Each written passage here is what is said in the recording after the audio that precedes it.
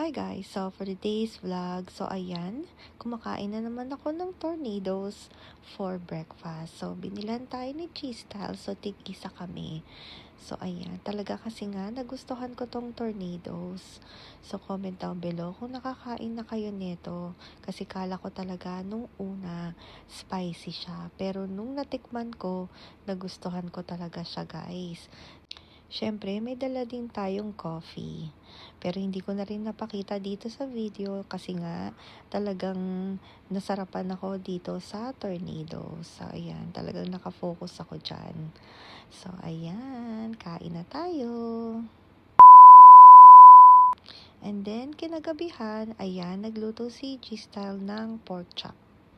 So, ayan, kitang-kita nyo naman, talagang alam nyong si G-Style ang nagluto at meron din siyang sausawan. So, ayan, hindi ko alam kung anong nilagay niya dyan. Secret recipe niya yan. At meron din tayong natirang salmon or sinigang sa salmon.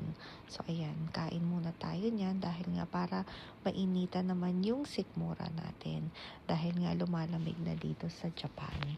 So, sobrang palamig ng palamig, araw-araw, na feeling mo ay magi-snow.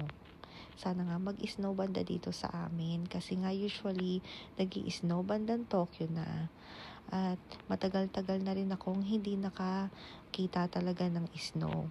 Pero meron, pero hindi siya ganun nag-i-stick sa ground. Kasi nga, hindi pa siya ganun talaga kalamig para talagang tumagal yung snow. So, ayan. And then, kakain din tayo ng pork chop. Ayan, kumuha na tayo. Ayan, syempre, masarap yan. Si G-Style ang nagluto. Ayan. Yun nga sabi ko, masarap nga siya. Lalo na yung ginawa niyang sausawan. So, talagang na-enjoy ko rin na kahit na walang rice, talagang masarap pa rin siya.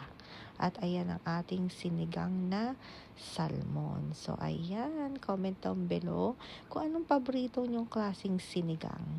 Pero sa ngayon, hanggang dito na lang ulit. Thank you guys for watching.